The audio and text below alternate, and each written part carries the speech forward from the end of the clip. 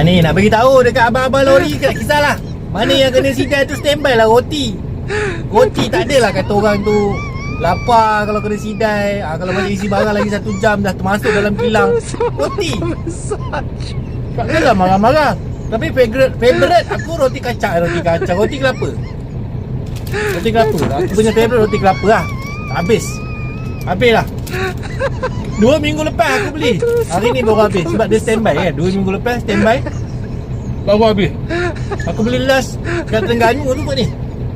2 minggu lepas aku cuti. Ada lagi. Aku habis kan. Tak adalah marah-marah kan. Lapar apa tak ada marah-marah. 2 minggu lepas roti tahan berapa hari ya?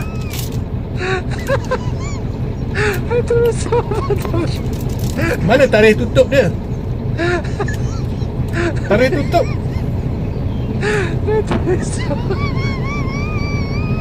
ini berapa bulan? Hah? Habis dah ni.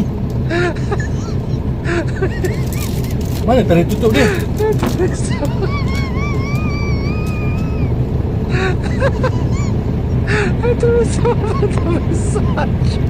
Panjang umur lagi kot.